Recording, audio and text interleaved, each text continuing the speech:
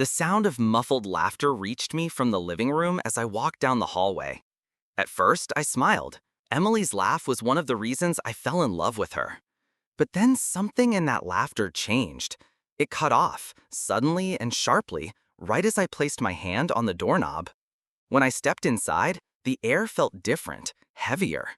Emily and my cousin Ryan were sitting close together on the couch, their bodies angled toward each other, their faces startled, like kids caught sneaking cookies from the jar. For a second, none of us spoke. My stomach tightened as if bracing for a punch. Ryan broke the silence first.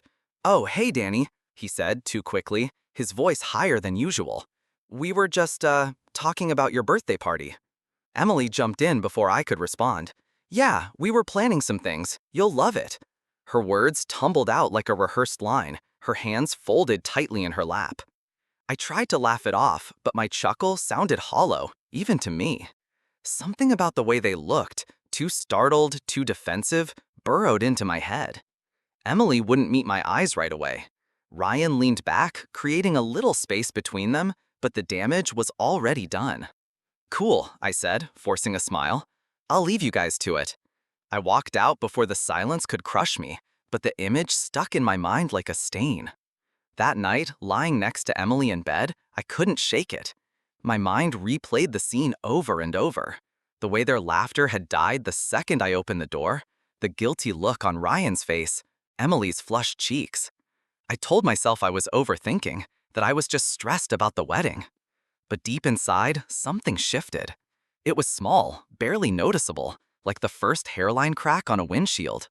Still, I knew one thing for sure. Once a crack appears, it never really goes away. It spreads, it grows, and eventually, the glass shatters. After that night on the couch, I tried to convince myself it was nothing. I told myself that Emily and Ryan were close because they'd known each other for years, that their planning for my birthday party was just thoughtful, not suspicious. But once you notice a crack, you can't stop staring at it. And soon, I began spotting little things everywhere. It started with their text messages.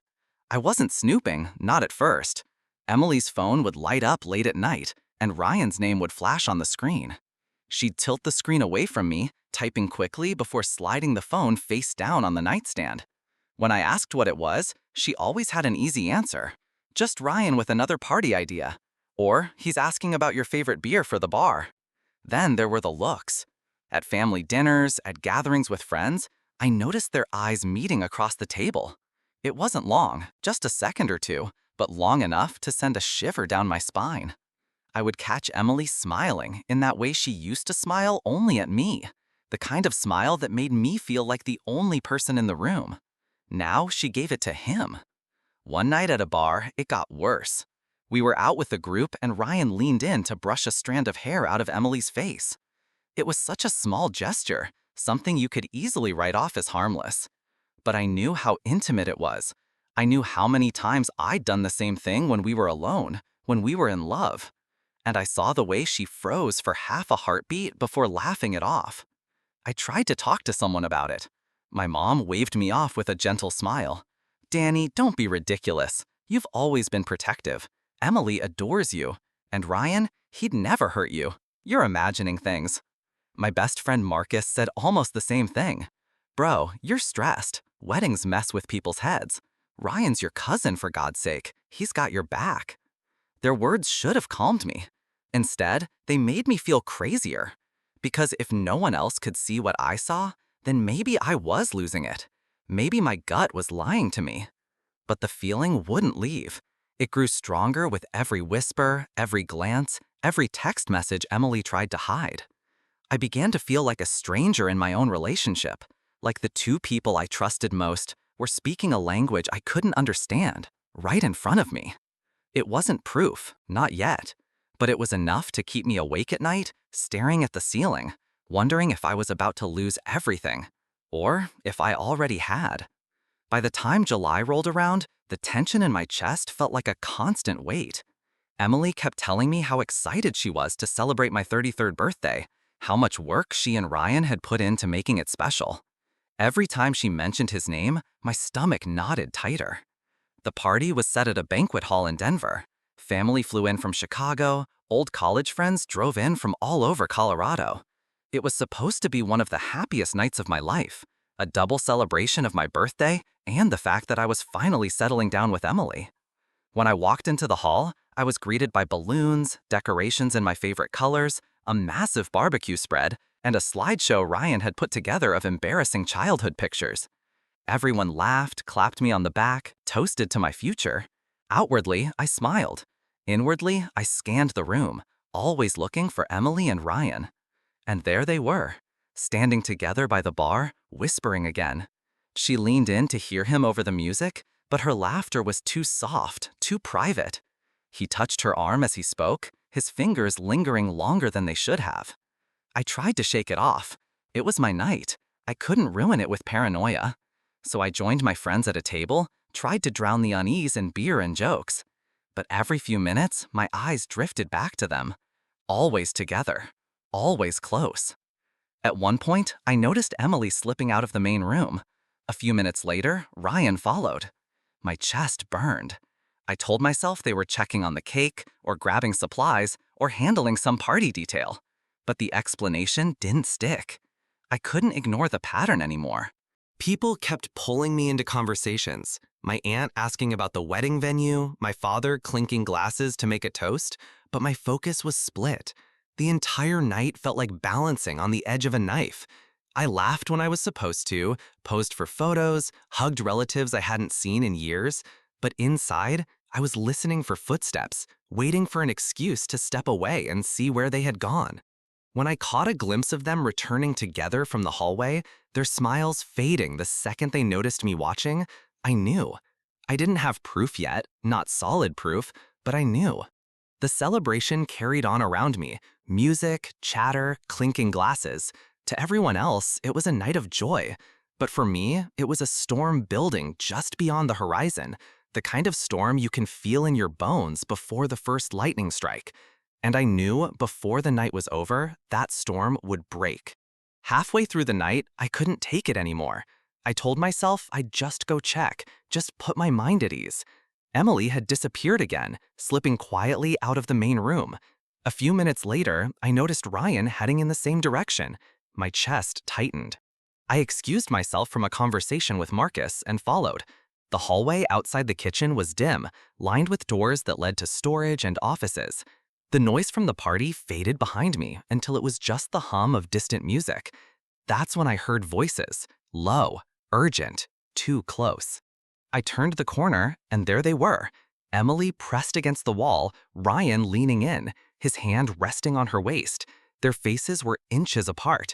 Her eyes fluttered shut for a second, and I knew what was about to happen before it did. "Are you kidding me?" My voice came out louder than I intended, sharp enough to slice through the silence. They jumped apart like they'd been electrocuted. Emily gasped, her hands flying to her mouth. Ryan muttered a curse.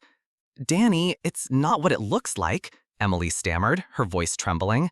I laughed, a bitter, broken sound that echoed down the hallway. "Don't you dare feed me that line. I've seen enough." Behind me, footsteps approached. A couple of cousins had followed, curious about the commotion. Then more people arrived, my aunt, a few friends. In less than a minute, half the hallway was filled with stunned onlookers. The whispers spread fast. The party's music kept playing in the background, cheerful and completely wrong against the suffocating silence around us. "Say it," I demanded, my eyes locked on Emily. "Say what's been going on." Tears welled in her eyes. "It was a mistake. Just once. It didn't mean—" "Just once?" I cut her off. My chest felt like it was caving in. So it did happen. Ryan tried to step toward me, his hands raised. "Danny, listen." I shoved him back so hard his shoulder hit the wall. My father's voice thundered behind me, demanding to know what was going on. My aunt screamed at Ryan, calling him a disgrace. Emily broke down crying, but every sob felt like another blade twisting in me. The hallway erupted into chaos, family shouting, friends trying to pull us apart, my mother begging me to calm down. But there was no calming down. My entire life had just been ripped apart in front of everyone I loved. And the worst part wasn't even the betrayal itself. It was the way people looked at me, the pity in their eyes, the murmurs spreading through the crowd.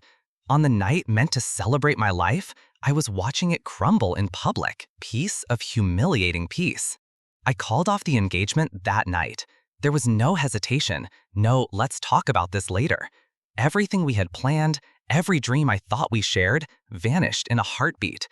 Emily tried to explain, to beg for forgiveness, but her words were like knives I didn't want to touch.